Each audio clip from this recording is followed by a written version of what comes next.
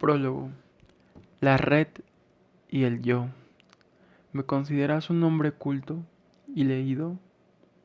Sin duda, replicó Singón.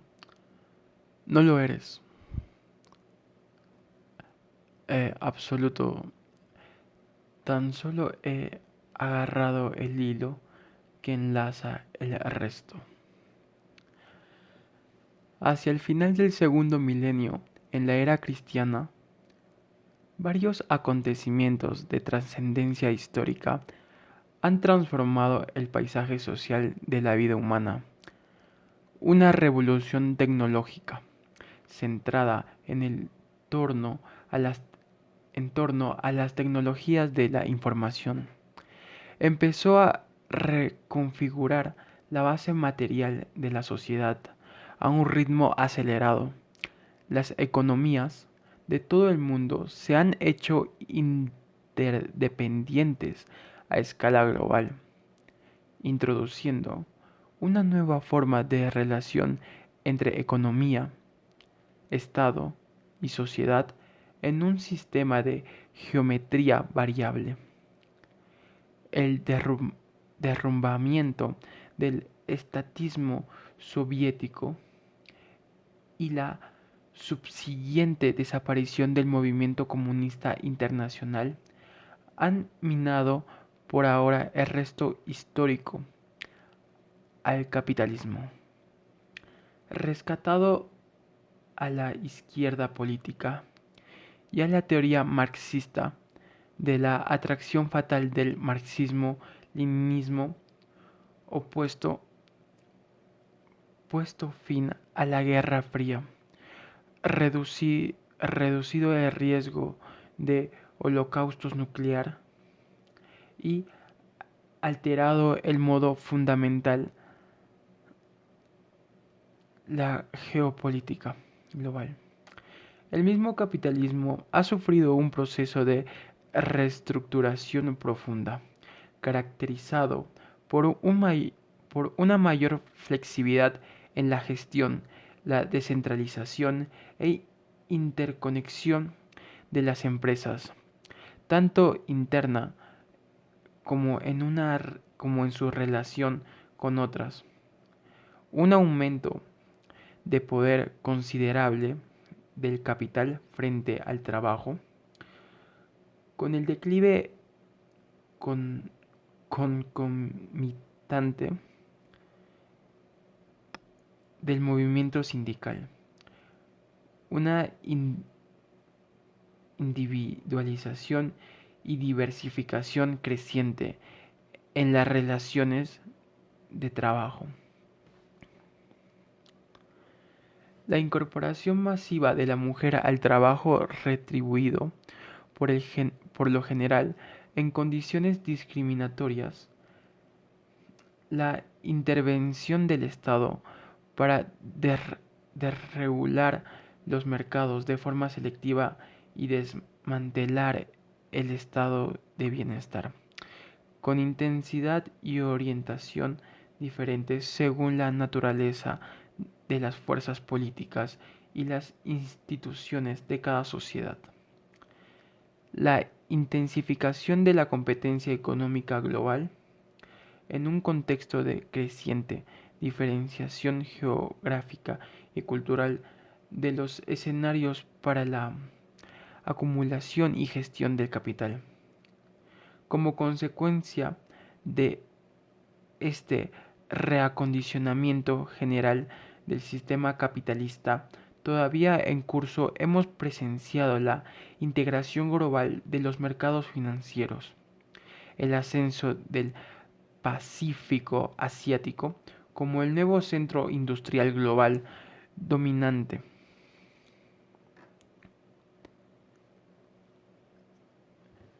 La ardua pero inexorable unificación económica de Europa y el surgimiento de una economía regional norteamericana.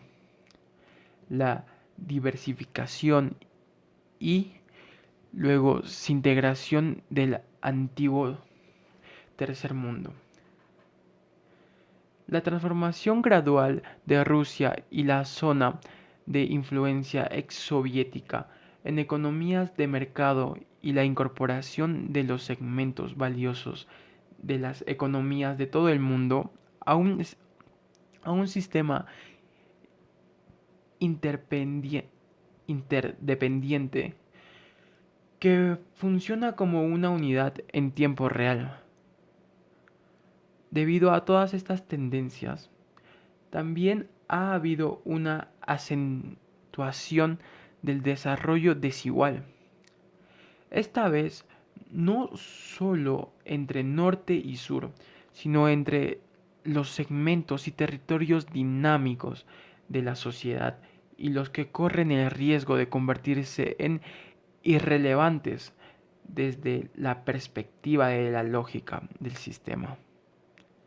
En efecto, observamos la liberación paralela de las formidables fuerzas productivas de la revolución informacional y la consolidación de los agujeros negros de miseria humana en la economía global, ya sea en Burkina Faso, South Bronx, Kamagasiki, Chiapas o la Corneuve. De forma simultánea, las actividades delictivas y las organizaciones mafiosas del mundo también se han hecho globales e informales, proporcionando los medios para la estimulación de la hiperactividad mental y el deseo prohibido, junto con toda forma de comercio ilícito demandada por nuestra sociedad, del armamento sofisticado o cuerpos humanos.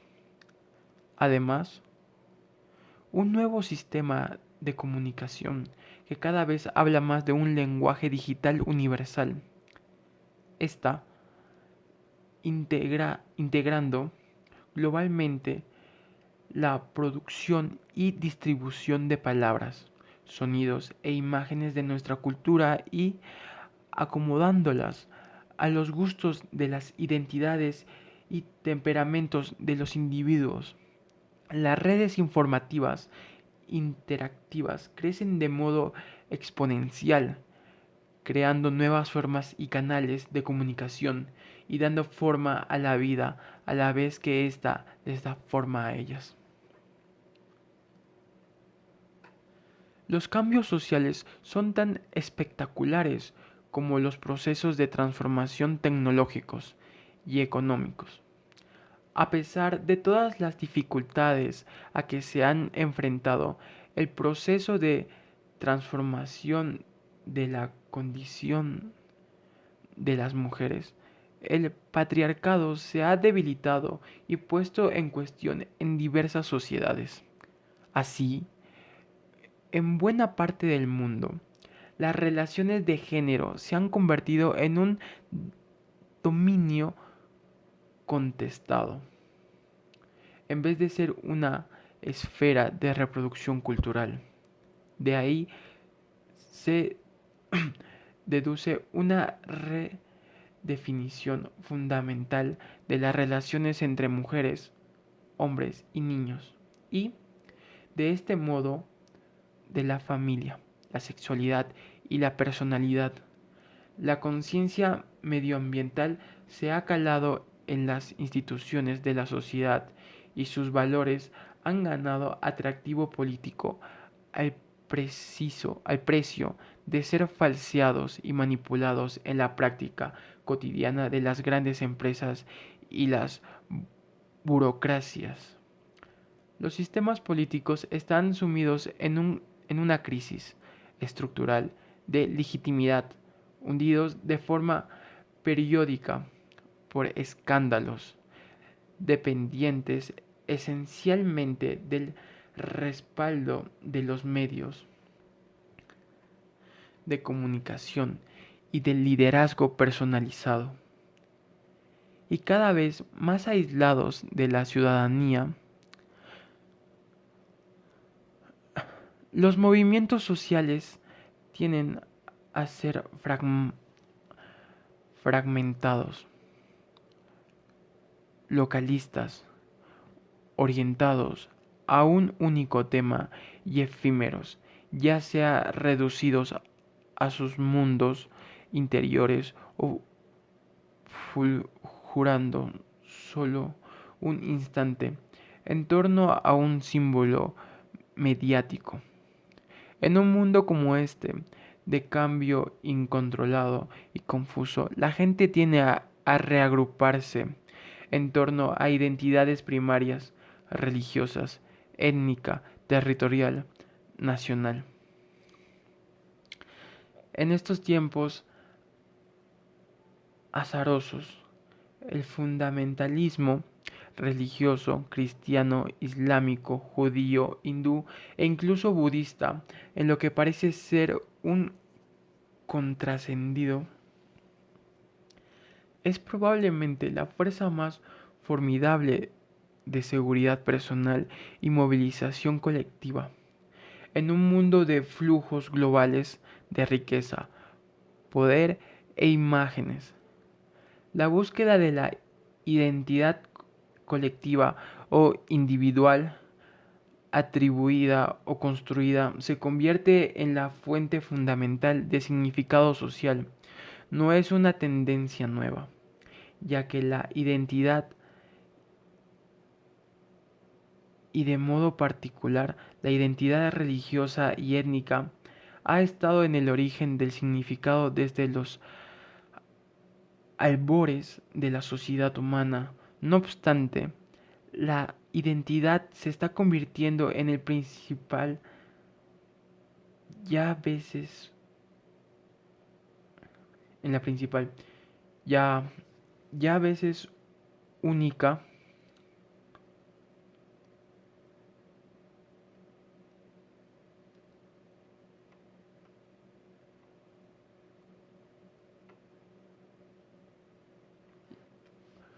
fuente de significado en un periodo histórico caracterizado por una amplia desestructuración de las organizaciones, deslegitimación de las instrucciones, desaparición de los principales movimientos sociales y expresiones culturales efímeras.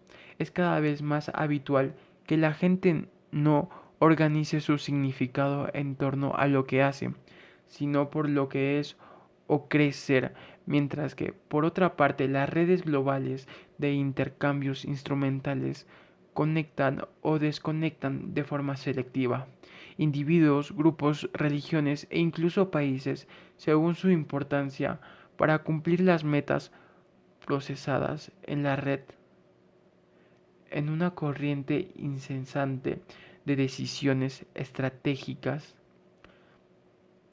De ello se sigue una división fundamental entre el instrumentalismo abstracto y universal y las identidades particularistas de raíces históricas. Nuestras sociedades se estructuran cada vez más en torno a una aposición bipolar entre la red y el yo.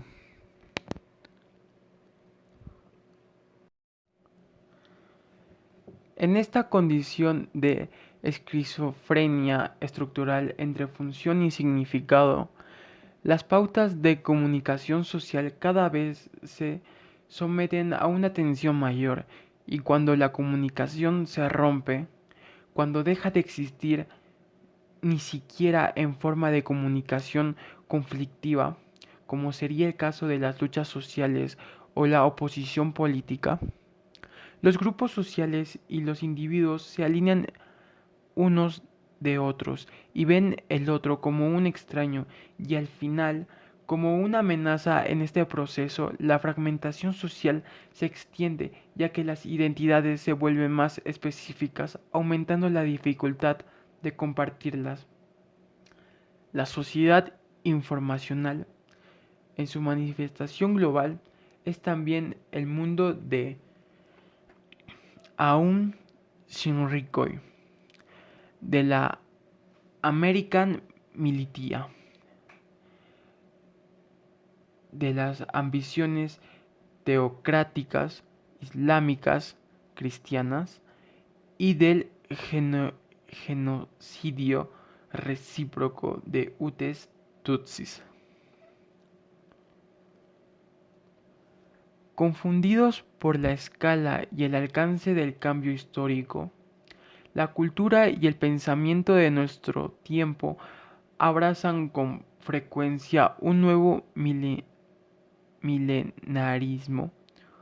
Los profetas de la tecnología predican una nueva era extrapolando a las tendencias y organizaciones sociales la tecnología apenas comprendida de los ordenadores y el ADN. La cultura y la teoría postmodernas se recrean en celebrar el fin de la historia y, en cierta medida, el fin de la razón, rindiendo nuestra capacidad de comprender y hallar sentido incluso al disparate. El supuesto implícito es la aceptación de la plena individualización de la conducta y de la importancia de la sociedad sobre su destino. El proyecto que informa este libro nada contra estas corrientes de destrucción y se opone a varias formas de nihilismo intelectual, de asepticismo social y de cinismo político. Creo que la racionalidad y en la posibilidad de pelear a la razón sin convertirla en odiosa. Creo en las posibilidades de la acción social significativas y de la política transformadora, sin que nos veamos necesariamente arrastrados hacia los rápidos mortales de las utopías absolutas.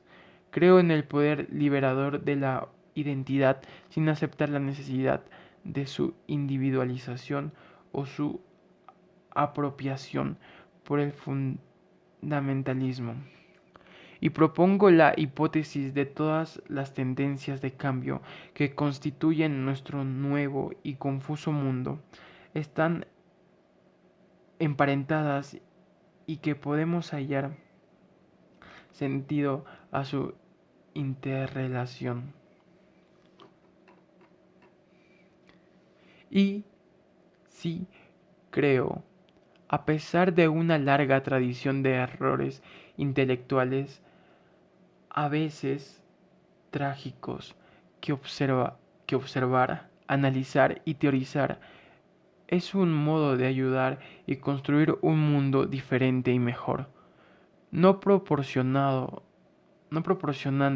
las respuestas que serán específicas para cada sociedad y las encontrarán por sí mismos los actores sociales, sino planteando algunas preguntas relevantes. Me gustaría que este libro fuese una modesta contribución a un esfuerzo analítico necesariamente colectivo que ya se está gestando desde muchos horizontes con el propósito de comprender nuestro nuevo mundo sobre la base de los datos disponibles y en una teoría exploratoria. Para recorrer los pasos preliminares en esa dirección, debemos tomar en serio la tecnología, utilizando como punto de partida de esta indagación. Hemos de situar este proceso de cambio tecnológico revolucionario en el contexto social donde tiene lugar y cobra forma. Y debemos tener presente que la búsqueda de identidad es un cambio tan poderoso como la transformación tecnoeconómica en el curso de la nueva historia. Luego, tras haber enunciado el proyecto de este libro, partiremos en nuestro viaje intelectual para un itinerario que nos llevará a numerosos ámbitos y cruzará diversas culturas y contextos institucionales, ya que la comprensión de una transformación global requiere una perspectiva tan global como sea posible, dentro de los límites obvios de la experiencia de conocimiento de este autor.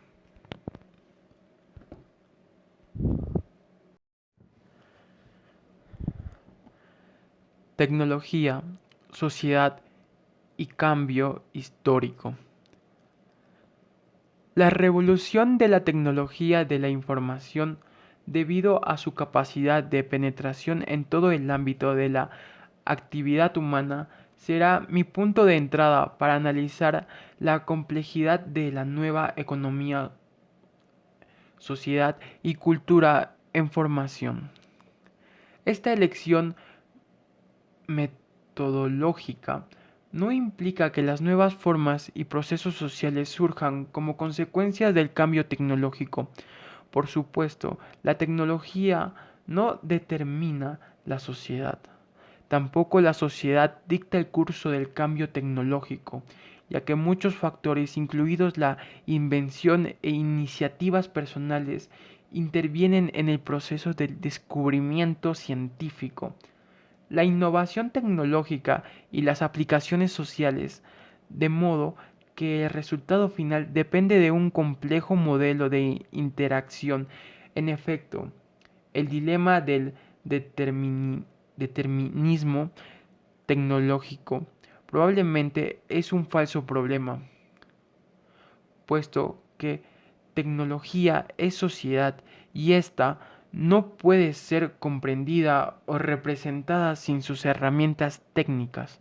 Así, cuando en la década de 1970 se constituyó un nuevo paradigma tecnológico organizado en torno a la tecnología de la información, sobre todo en Estados Unidos,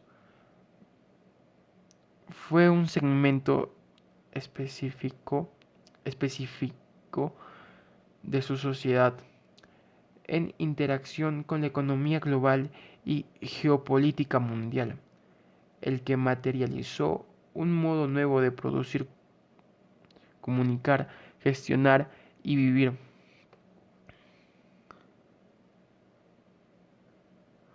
Es probable que el hecho de que este paradigma naciera en los Estados Unidos y en buena medida en California y en la década de los 70 tuviera consecuencias considerables en cuanto a las formas y evolución de las nuevas tecnologías de la información. Por ejemplo, a pesar del papel decisivo de la financiación y los mercados militares en el fomento de los primeros estadios de la industria electrónica durante el periodo comprendido en estas décadas de 1940 y 1960, cabe relacionar de algún modo el florecimiento tecnológico que tuvo lugar a comienzos de la década de los 70 con la cultura de la libertad, la innovación tecnológica y el espíritu emprendedor que resultaron en la cultura de los campus estadounidenses en la década de 1960. Notando en cuanto a su política, ya que Silicon Valley era y es un sólido bastión de voto conservador y la mayoría de los innovadores fueron metapolíticos, sino en cuanto a los valores sociales de ruptura con las pautas de conducta establecidas, tanto en la sociedad en general como en el mundo empresarial. El énfasis concedido a los instrumentos personalizados, la interactividad y y la interconexión y la búsqueda incesante de nuestros avances tecnológicos, aun cuando en apariencia no tenía mucho sentido comercial, estaban claramente en discontinuidad con la tradición precavida del mundo empresarial. La revolución de la tecnología de la información solo en parte conscientemente difundido en la cultura material de nuestra sociedad, el espíritu libertario que floreció en los momentos de la década de los 60. No obstante, tanto pronto como se difundieron las nuevas tecnologías de la información y se las apropiaron diferentes países, distintas culturas, diversas organizaciones y metas heterogéneas, explotaron en toda clase de aplicaciones y uso que retroalimentaron la innovación tecnológica, acelerando la velocidad y ampliando el alcance del cambio tecnológico y diversificando sus fuentes. Un ejemplo ayudará a comprender la importancia de las consecuencias sociales inesperadas de la tecnología. Como es sabido, Internet se originó en un audaz plan ideado en la década de los 60 por los guerreros tecnológicos del Servicio de Proyectos de Investigación Avanzada del Departamento de Defensa estadounidense, Advanced Research Projects Agency, y el mítico DARPA, para evitar la toma o destrucción soviética de las comunicaciones estadounidenses en caso de guerra nuclear. En cierta medida fue el equivalente electrónico de la táctica maoísta de dispersión de las fuerzas de guerrilla en torno a un vasto territorio para oponerse al poder de un enemigo con versatilidad y conocimientos del terreno. El resultado fue una arquitectura de red que, como querían sus inventores, no podría ser controlada desde ningún centro, compuesto por miles de redes informáticas autónomas que tienen modos innumerables de conectarse, sorteando las barreras electrónicas. ARPANET, la red establecida por el Departamento de Defensa estadounidense, acabó convirtiéndose en la base de una red de comunicación global y horizontal de miles de redes que ha pasado de menos de 20 millones de usuarios en 1996 a 300 millones en el 2000 y sigue creciendo rápidamente, de la que se han apropiado individuos y grupos de todo el mundo para toda clase de propósitos muy alejados de las preocupaciones de una guerra fría extinta. En efecto, fue vía Internet como el subcomandante Marcos, jefe de los zapatistas chiapanecos, se comunicó con el mundo y con los medios desde las profundidades de la selva Lacándola. Internet desempeñó un papel importante en el desarrollo de Falun Gong, el culto chino que desafió el Partido Comunista Chino en 1999 y en la organización y discusión de la protesta contra la Organización Mundial del Comercio en Seattle en diciembre de 1999. No obstante, si bien la sociedad no determina la tecnología, sí puede sofocar su desarrollo, sobre todo por medio del Estado, o de forma alternativa y sobre todo mediante la intervención estatal, puede embarcarse en un proceso acelerado de modernización tecnológica capaz de cambiar el destino de las economías, la potencia militar y el bienestar social en unos cuantos años. En efecto, la capacidad o falta de capacidad de las sociedades para dominar la tecnología y en particular las que son estratégicamente decisivas en cada periodo histórico, define en buena medida su destino, hasta el punto de que podemos decir que aunque por sí misma no determina la evolución histórica y el cambio social, la tecnología o su carencia plasma la capacidad de la sociedad para transformarse, así como los usos de que esas sociedades, siempre en un proceso conflictivo, deciden dedicar su potencia tecnológica. Así, hacia 1400, cuando el Renacimiento europeo estaba planteando las semillas intelectuales del cambio tecnológico que admirarían el mundo 3 siglos después, China era la civilización tecnológica más avanzada de todos según Morkier. Los inventores claves se habían desarrollado siglos antes, incluso un milenio y medio antes, como es el caso de las fundiciones que permitieron forjar el hierro ya en el año 200 a.C. Además, Su Sung inventó el reloj de agua en 1886 después de Cristo, sobrepasando la precisión de medida de los relojes mecánicos europeos de la misma fecha. El arado de hierro fue introducido en el siglo VI y adaptado al cultivo de los campos de arroz encharcados del siglo después.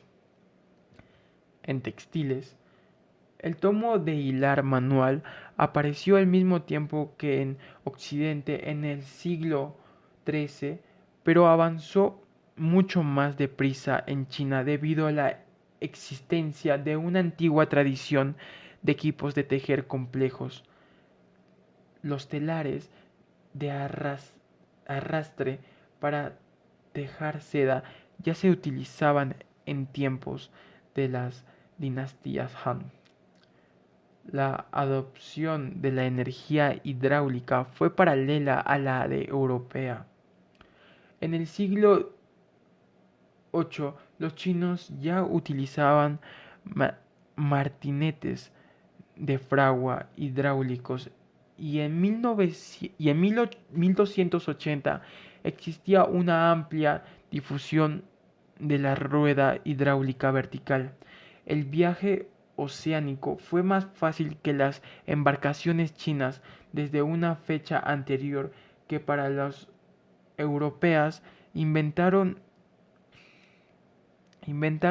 el compás en torno a 960 después de Cristo y sus juncos ya eran los barcos más avanzados del mundo a finales del siglo XIV, permitiendo largos viajes marítimos en el ámbito militar.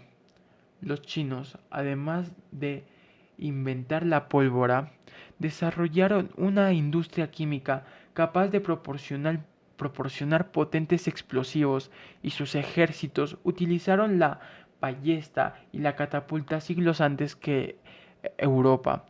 En medida, técnicas como la acupuntura obtenían resultados extraordinarios en solo recientemente han logrado un reconocimiento universal. Y, por supuesto, la primera revolución del procesamiento de la información fue China. El papel y la imprenta fueron inventos suyos. El papel se contradujo en China 1000 años antes que en Occidente, y la imprenta es probable que comenzara a finales del siglo VII. Como Jones escribe, China estuvo a un ápice de la industrialización en el siglo XIV. Que no llegase a industrializarse cambió la historia del mundo, cuando en 1842 las guerras del opio condujeron a las imposiciones coloniales británicas. China se dio cuenta demasiado tarde del aislamiento no podía proteger el imperio medio de las consecuencias de su inferioridad tecnológica. Desde entonces tardó más de un siglo en comenzar a recuperarse de una desviación tan catastrófica en su trayectoria histórica.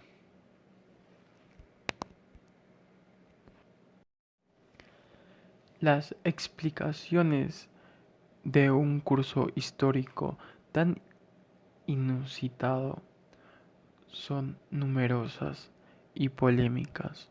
No hay lugar en este prólogo para entrar en la complejidad del debate, pero, de acuerdo con la investigación y el análisis de historiadores como Needham, King, Jones y Meagher, es posible sugerir una interpretación que ayude a comprender en términos generales la interacción entre sociedad, historia y tecnología. En efecto, como señala Mockir, la mayoría de las hipótesis sobre las diferencias culturales, incluso aquellas sin matices racistas implícitos, fracasan en explicar no las diferencias entre China y Europa, sino entre la China de 1300 y la de 1800.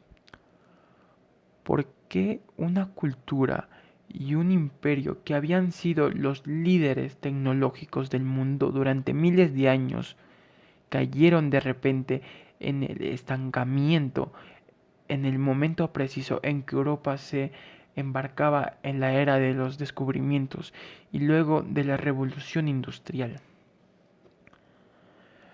Needham ha propuesto que la cultura china estaba más inclinada que los valores occidentales a mantener una revolución armoniosa entre el hombre y la naturaleza, algo que podría ponerse en peligro por la rápida innovación tecnológica. Además, se opone a los criterios occidentales utilizados para medir el desarrollo tecnológico.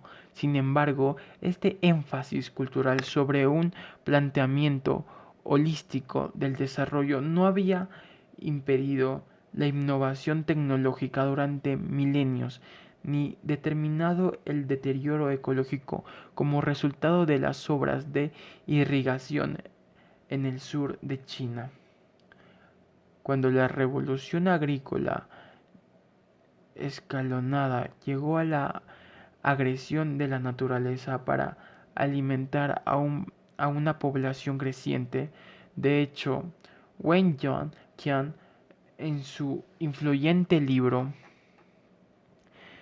critica el entusiasmo algo excesivo de Needham por las proezas de la tecnología tradicional china, pese a su admiración por el monumental trabajo de toda una vida.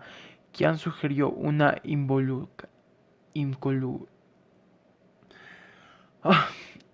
vinculación más estrecha entre el desarrollo de la ciencia china y las características de su civilización, dominada por la dinámica del Estado. Meagher también consideraba que el Estado es el factor clave para explicar el retraso tecnológico chino en los tiempos modernos. Cabe proponer una explicación en tres pasos. Durante siglos, la innovación tecnológica estuvo sobre todo en manos del Estado. A partir de 1400, el Estado chino, bajo la dinastía Ming y Qing, perdió interés en ella, y en parte debido a su dedicación a servir al Estado. Las élites culturales y sociales se centraron en las artes, las humanidades y la promoción personal con respecto a la burocracia imperial. De este modo, lo promocionó.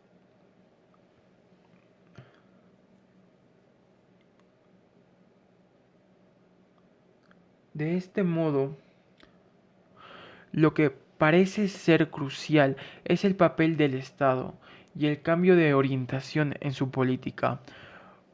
¿Por qué un estado que había sido el mayor ingeniero hidráulico de la historia y había establecido un sistema de extensión agrícola para mejorar la productividad desde el periodo Han, de repente se inhibió de la productividad desde el periodo Han y de repente se inhibió de la innovación tecnológica, incluso prohibió la exploración geográfica, abandonando la construcción de grandes barcos en 1430. La respuesta obvia es que no era el mismo estado, no solo debido a que se trataba de dinastías diferentes, sino porque la clase burocrática se había atrincherado en la administración tras un periodo más largo de lo habitual, denominó incontestado. Dominio incontestado. Según Mogir, parece que el factor determinante del conservadurismo tecnológico fue el miedo de los gobernantes a los posibles impactos de cambio tecnológico sobre la estabilidad social. Numerosas fuerzas se opusieron a la difusión de la tecnología en China, como en otras sociedades, en particular los gremios urbanos, a los burócratas contentos con la orden establecida. Les preocupaba la posibilidad de que se desataran conflictos sociales que pudieran aglutinarse con otras fuentes de oposición latentes en una sociedad mantenida bajo control durante varios siglos. Hasta los dos déspotas ilustrados manchus del siglo XVIII, Ke Hunt Chi y Che Hein-Luin, centraron su esfuerzo en la pacificación y el orden en lugar de desencadenar un nuevo desarrollo. A la inversa, la exploración y los contactos con los extranjeros más allá del comercio controlado y la adquisición de armas fueron considerados en el mejor de los casos innecesarios y en el peor amenazantes debido a la incertidumbre que implicaban un estado burocrático sin sentido exterior y con desincentivadores internos para aplicarse de la modernización tecnológica, apto por las más prudentes neutralidad, con el resultado de detener la trayectoria tecnológica que China había venido siguiendo durante siglos, sino milenios. Precisamente bajo su guía, la exposición de los factores subyacentes en la dinámica del Estado chino bajo la dinastía Ming y Qing se encontraba sin duda más allá del alcance de este libro. Lo que interesa a nuestro propósito de investigación son dos enseñanzas de esta experiencia fundamental y desarrollo tecnológico, interrumpiendo por una parte el Estado puede ser y lo ha sido en la historia. En China y otros lugares, una fuerza dirigente de innovación tecnológica.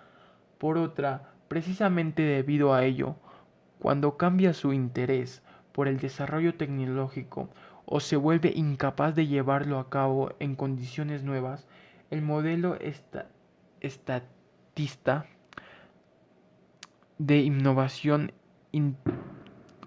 conduce al estancamiento debido a la interiorización de la energía innovadora autónoma de la sociedad para crear y aplicar la tecnología. El hecho de que años después el Estado chino pudiera construir una nueva y avanzada base tecnológica en tecnología nuclear, misiles, lanzamientos de satélites y electrónica demuestra una vez más la vacuidad de una de satélites y electrónica demuestra que demuestra una vez más la vacuidad de una interpretación predominante cultural del desarrollo y retraso tecnológicos. La misma cultura puede inducir trayectorias tecnológicas muy diferentes según el modelo de relación entre Estado y sociedad. Sin embargo, la dependencia exclusiva del primero tiene un precio y para China fue el del retraso. La hambruna, las epidemias, el dominio colonial y la guerra civil hasta al menos mediados del siglo XX. Puede contarse una historia bastante similar y se hará en este libro sobre la incapacidad del estatismo soviético para denominar la revolución de la tecnología de la información, con lo que ahogó su capacidad productiva y socavó su poderío militar. No obstante, no debemos saltar a la conclusión ideológica de que toda intervención estatal es contraproducente para el desarrollo tecnológico, abandonándonos a una reverencia histórica del espíritu emprendedor individual sin cortapisas. Japón es, por supuesto, el ejemplo contrario, tanto para la experiencia histórica china como para la falta de capacidad del Estado soviético para adaptarse en la revolución de la tecnología de la información iniciada en Estados Unidos. Japón pasó su periodo de aislamiento histórico incluso más profundo que China, bajo el shogunado Tokugawa, establecido en 1603. Entre 1636 y 1853, precisamente durante el periodo crítico de la información del sistema industrial en el hemisferio occidental. Así, mientras que a comienzos del siglo XVII los mercaderes japoneses comerciaban por todo el este de sudeste asiático, utilizando modernas embarcaciones de hasta 700 toneladas. En 1635 se prohibió la construcción de barcos de más de 50 toneladas y todos los puertos japoneses, excepto Nagasaki, fueron cerrados y los extranjeros quedando restringidos el comercio a China, Corea, Holanda. El aislamiento tecnológico no fue total durante estos 2 siglos y la innovación endógena permitió a Japón conseguir a un cambio incremental a un ritmo más rápido que China. No obstante, debido a que el nivel tecnológico japonés era inferior al chino, a mediados del siglo XIX, los curabons, barcos negros, del Comodoro Perry pudieron imponer el comercio y las relaciones diplomáticas a un país muy rezagado de la tecnología occidental. Sin embargo, tan pronto como la Isshing Meiji Restauración Meiji de 1868 creó las condiciones políticas para una modernización decisiva conducida por el Estado. Japón procesó en tecnologías avanzadas a pasos agigantados en un lapso de tiempo muy corto. Solo como ejemplo significativo debido a su importancia estratégica actual.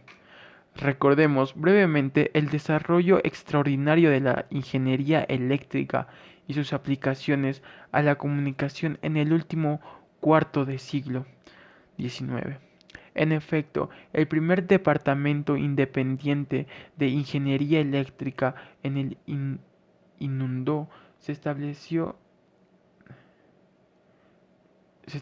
en 1873 en la recién fundada Universidad Imperial de la Ingeniería de Tokio, bajo la dirección de su decano Henry Dyer, un ingeniero mecánico escocés. Entre 1887 y 1892, un sobresaliente académico de la ingeniería eléctrica, el profesor británico William Ayrton fue invitado para dar clases en la universidad y desempeñó un papel decisivo en la diseminación del conocimiento en una nueva generalización de ingenieros japoneses, de tal modo que a finales del siglo la oficina de telégrafos ya fue capaz de reemplazar a los extranjeros en todos sus departamentos técnicos.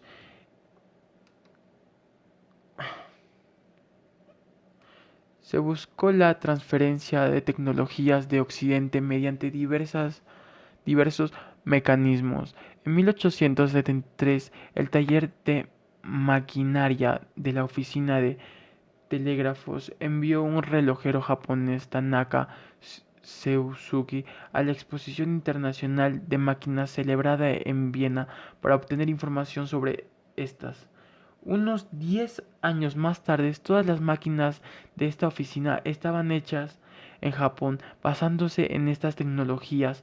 Tanaka Daikichi fundó en 1882 una fábrica de electricidad Shibaura, que tras su adquisición por Mitsui prosiguió hasta convertirse en Toshiba. Se enviaron ingenieros a Europa y los Estados Unidos y se permitió a Western Electric producir y vender en Japón en 1899 en una empresa conjunta e industrializarse. Japoneses, el nombre de la compañía fue NEC. Sobre esa base tecnológica, Japón entró a toda velocidad en la era de electricidad y las comunicaciones. Entre 1914, para esa fecha, la producción de energía total había alcanzado 1.555 millones kilovatios a la hora. De 3.000 oficinas de teléfonos transmitían 1.000 millones de mensajes al año. Resulta, en efecto, simbólico que el regalo de Comodoro Perry al shogun en 1857 fue un juego de telégrafos estadounidenses, hasta entonces nunca vistos en Japón.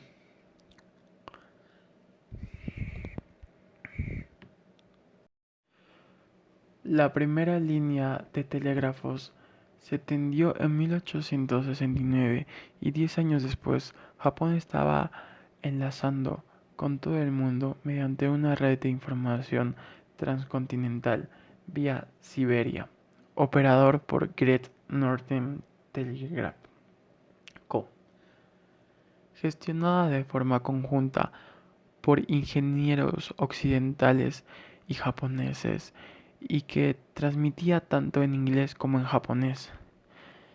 El relato de todo mundo, cómo Japón se convirtió en un importante actor mundial en las industrias de las tecnologías de la información y en el mundo cuarto del siglo XX, es ahora del conocimiento público, por lo que pueden darse en supuestos en nuestra exposición.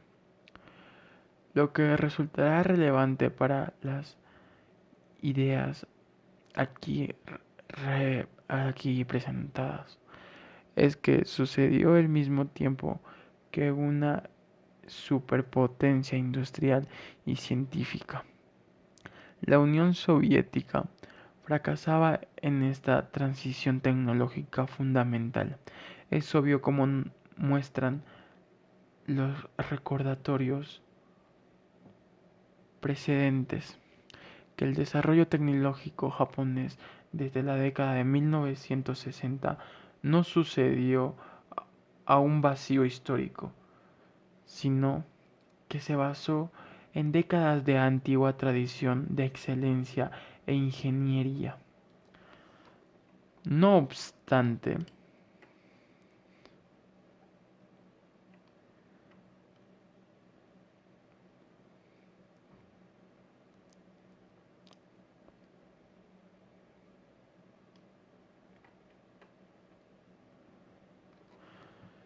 lo que importa para el propósito de este análisis es resaltar qué resultados tan llamativamente diferentes tuvo la intervención estatal y la fatal de intervención. En los casos de China y la Unión Soviética, comparados con Japón, tanto en el periodo Meiji como en el posterior a la Segunda Guerra Mundial, las características del Estado japonés que se encuentran en la base de ambos procesos de modernización de desarrollo son bien conocidos, tanto con lo que se refiere a la Inshin Meiji como al Estado desarrollista contemporáneo, y su representación nos alejará demasiado del núcleo de estas reflexiones preliminares.